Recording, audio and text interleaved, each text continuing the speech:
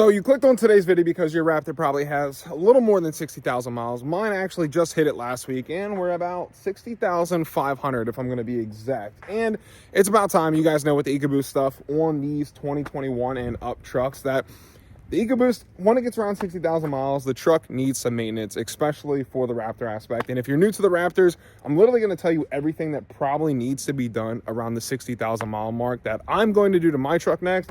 And you probably should do it to yours. So we're going to talk about maintenance in today's video and tell you guys everything I have done to my truck. First off, for the 10 speeds for the Raptor, I get this question all the time of when should you change the transmission fluid? I always think, and I've always said, I personally believe that in the beginning, after the break-in period, maybe you could do 10,000 miles, 20,000 miles, 30,000 miles. I did 30K when I changed my truck transmission fluid, and before I did it, it did leave me stranded one time, not for very long because I cleared the code, but when I was driving, it felt like I kept getting rear-ended in the truck. It was just clunking and bucking super hard. Threw a service light and I literally rolled the truck over to the shoulder because I had no power. Cleared the codes. After that, I literally changed my transmission fluid, and knock on some wood, I have not had a problem since. But now being at 60,000 miles, the question is, should I change it again? Should I not?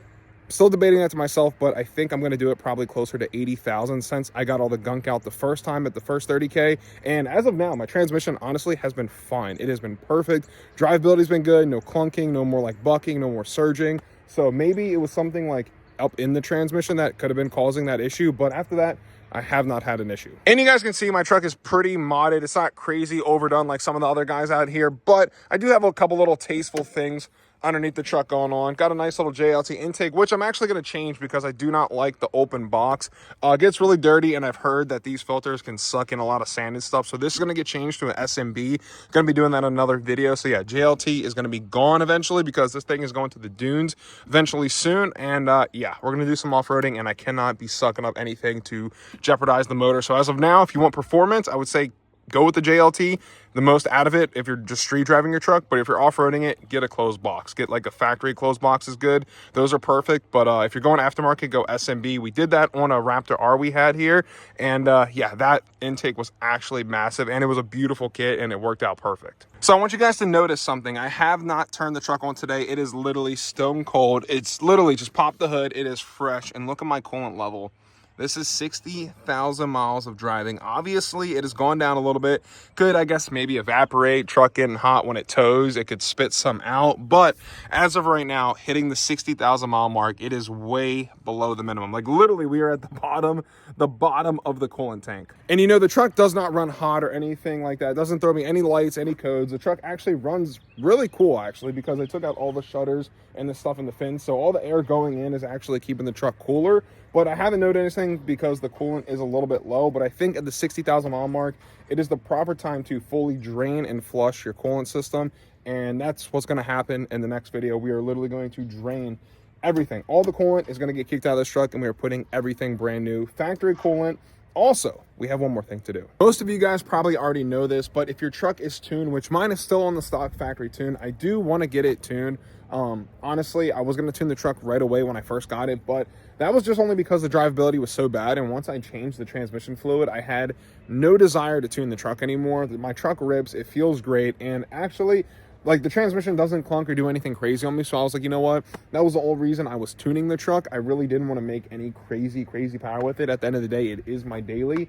And it still has an EcoBoost, so it really can't feel crazy fast to me. But this is the next point I'm making. If you are tuning your truck, you are going to need to change your spark plugs to a colder plug. And that is the next thing I want to talk about, because hitting 60,000 miles, I think it is the proper time to change the spark plugs on the EcoBoost trucks. And in case y'all are wondering, this is my second EcoBoost truck I have owned. The first one, I'm not going to lie, it was an absolute disaster. I had timing chain, cam phaser issues, 10-speed issues, and I didn't do none of the maintenance stuff that I did to this truck. Granted, it was a first pretty much gen 10 speed and a second generation EcoBoost, but this one, knock on wood, I still haven't had any issues. No timing chain, no cam phasers yet, and I think the gen 3s are kind of maybe in the clear for that. I did see another guy on the forums with a 2022, same exact year as mine, and he actually had 175,000 miles on the 2022. I thought I drive a lot. That boy is doing some freaking driving.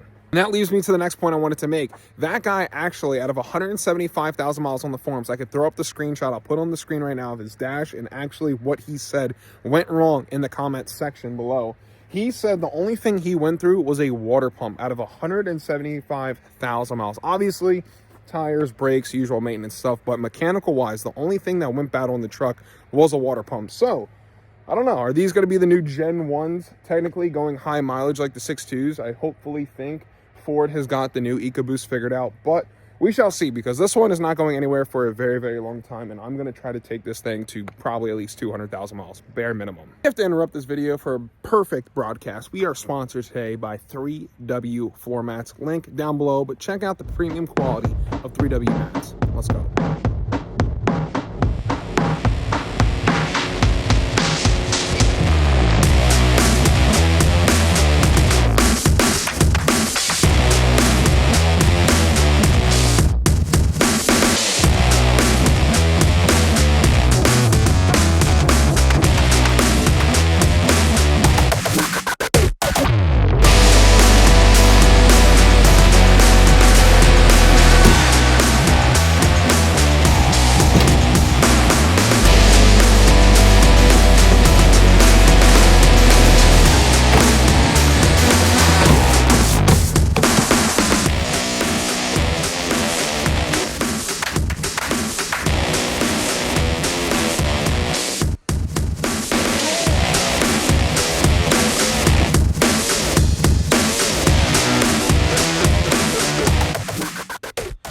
So I know for a fact, if you're around the 60,000 mile mark like me, your floor mats are starting to look a little like this, a little stained, a little colored, and you can obviously see where your heel goes, and it's leaving a nice dent, and it's really not as comfortable to drive your truck anymore. And you can see how thin it is right here. It is literally super, super thin. So today's sponsor video is 3W floor mats, and these things are literally right up my alley because I want to show you guys they are premium.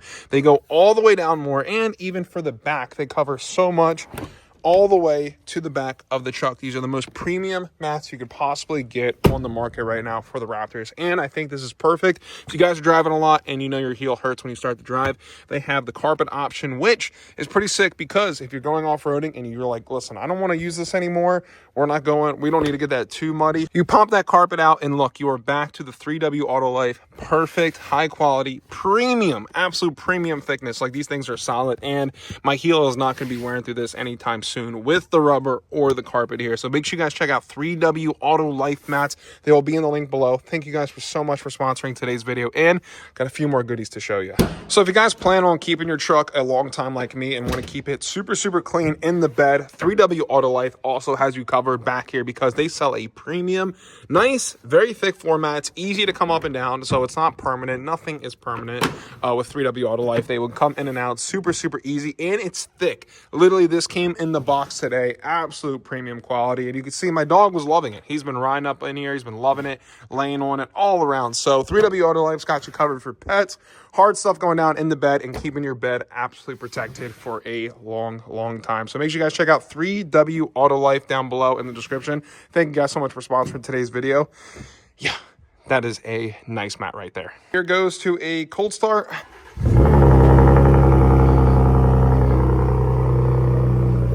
In case you guys are wondering, I do have a aftermarket exhaust. It is by AWE. You guys can check them out also. We did a pretty sick video installing it. That was actually one of the best exhaust systems I've ever installed, and super easy to do. It actually turned out really, really nice, but I think I want to get it a little more kick to it, a little more pep in its step. So I think we're going to end up doing a muffler delete also on the Raptor, but this thing actually sounds good, looks good, and this is by far my favorite truck I've ever owned. Like, look at that stance. Need your guys' opinion on something too. Should I wrap the roof or paint it? I might actually paint the roof black, and I don't know if I should do the fender flares. Some people say yes, some people say no. So if I'm doing these white, they're gonna be white, and then the roof is gonna be black. So all white, black, black, and black. I might do even the grill all gloss black to make it nice with the roof. I don't know, maybe I'm thinking about it. I'm not too certain, but drop a comment down below. Let me know what you guys think. I'm gonna need your guys' help for this. If you guys know anyone with a Gen 1, Gen 2, or even a Gen 3 Raptor that has crazy, stupid high mileage, it could be any vehicle with crazy high mileage. I would preferably like to do Raptors first and check out that demographic of how many Raptors I could find with extremely high miles. So I want to showcase them on the channel and kind of see what that person went through and experience with their truck and taking it 200, 300, 400, 500,000 miles. So if you guys know anyone, please contact me. I'll put my email on the screen right now. Shoot me an email. Let's work. I'm down to film if you guys are down to do some content and showcase your truck on the channel. Got to be really crazy high mileage to kind of set it off. Let me see what y'all got. Shoot me an email, let me know, and yeah, let's make some content. I don't know how many of you guys actually change your own oil on these trucks or just take it to the dealer or whatever not, but when I always change the oil, I always run 5W50, and some of you guys are going to be like, oh, the tolerance, it's too thick of an oil, you can't run that for the EcoBoost. But if you guys actually do some research and look, when Ford calls for any EcoBoost vehicle, if it's even literally the Ford GT, if it's the Focus ST, Focus RS, Explorer ST, if you are tracking any one of these vehicles, they call to run 5W50. It is a little thicker of an oil. It can take more of a beating in the heat versus the 5W20. And obviously, if you got a Raptor and it's an EcoBoost, I recommend it. It's good for the timing chain. It's good for the guides, and it's not going to mess anything up. Well, this oil has been in this truck for the past 60,000 miles. After the first oil change was done, after the factory oil that it came with, it's been running 5W50 ever since, and the cold starts sound perfect, no timing chain, no cam phaser noises, and I could show you when I start the truck up in a few, but 5W50 is the truth for the trucks and for the cars. I run this in my Shelby, I ran this in my GT500, I run this in my Dark Horse, and I run this in my boosted 10-speed. So 5W50 is all I run in literally all of our Ford vehicles now. And what the point I was making, if you do change it yourself, when it's 5W20 versus 5W50, this actually comes out like oil. 5W20 comes out like straight water, and you don't even have a time, like even a second to blink when you take that oil pan bolt off. The oil shoots out so fast to 5W20, it's literally like a waterfall. 5W50 feels at least somewhat still like oil after 5,000 to 7,000 miles. Just to show you guys where we are at for the mileage, 60,569.1. Anyone is also wondering how to keep the Recaros in perfect condition within 60,000 miles, you can see the armrest got a little wear. It's packed down a little bit. It needs to be done again. But if you want to clean Alcantara in this truck and clean the seats a little bit, get a very, very warm rag that's like damp with water, and you can just kind of like wipe it against everything. That will make this look brand new and keep it fresh and clean. That is actually what Ferrari calls for on all their Alcantara vehicles. So don't use no leather cleaner or nothing jank, because you're just going to mat all this material down.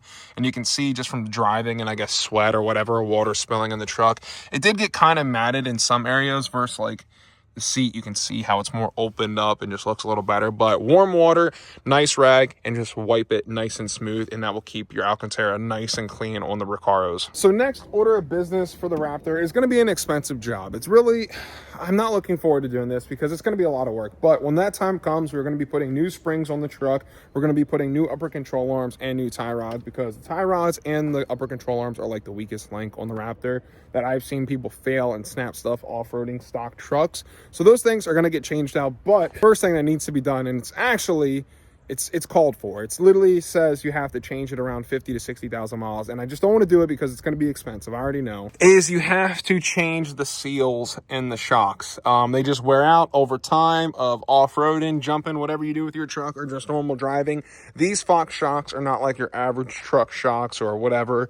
You need to replace the seals in them and keep these things good. I mean, obviously, mine looks still in really, really good condition. I keep my truck very, very clean. But we do have an off-roading trip planned for 2 weekends out right now, so it won't be looking this clean, and you guys will be coming along with me for that. So make sure you hit that subscribe button. We are going to put these big old knitted ridge grapplers to the test, but that is one thing that they do call for that needs to be done. I don't know if you guys can recommend me anyone. I'm located in Maryland, kind of the DMV area. If anyone knows a shop that does it personally, that can take the truck, do the suspension work, and do the shocks, because I kind of need my truck fast, and I don't want to have it on the lift for about a week and shipping parts out and shipping parts back. So if anyone has any recommended shops, let me know, because yeah, I think we might have to be doing them in the next probably 10,000 miles or so. Since we are on the realm of talk about maintenance and stuff, I am actually still on my factory brakes. My brakes still have a little bit of life on them, but they are starting to the point where now they are squeaking. So I think I'm going to try to take those also another 10,000 miles if I can. If I can get 70,000 miles out of my factory stock brakes, I will be super, super happy, because I'm not easy on the brakes. These brakes have they've had their time. I mean, you can see some heat spots in them. They got that nice little tint color to them, that like heat spots glaze look. But yeah, obviously the truck has not just been a pavement princess. It has been towed. It has been a straight absolute work truck. It has been a mule. This truck honestly has about 1,000 pounds in the bed every single week for my restaurant, just supplies and goods and stuff like that we usually need or have to go pick up from the distributor in case we get extra busy. So that is literally a key factor y'all need to know, because this truck is not just your average city, like just cruising truck and nice. I do keep it very, very clean and detailed because I love this truck to death. And if you guys are thinking about going to a different tire that is actually really, really good, I have to recommend the Nitto Ridge Grappler. I just got rid of my factory tires around 20,000 miles ish so I could sell them, get a little good money for them, and I did. And I was able to switch over to the Ridge Grappler. So these roughly have close to 40,000 miles on them. Obviously you can see they're starting to crack a little bit. I mean, that's really no big deal in my opinion, because they're still a new tire. I think they're a 2021 or 2020 I got them. But yeah, you can see, I mean, they still have plenty of freaking life left in them for 40,000 plus miles of driving. And I rotate them usually every 5 to 10,000. Sometimes I get lazy and I'll skip. But you can see I'm honestly pushing this thing in the freaking corners because this thing is chewing them up. Plus, I do like to slide this thing a lot. And when it's wet out, these trucks slide freaking beautiful with the 5-link suspension.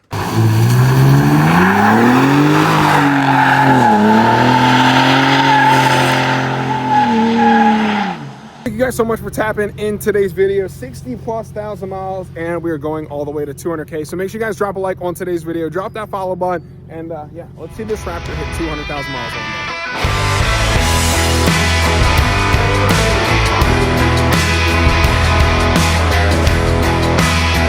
Music licensing reimagined.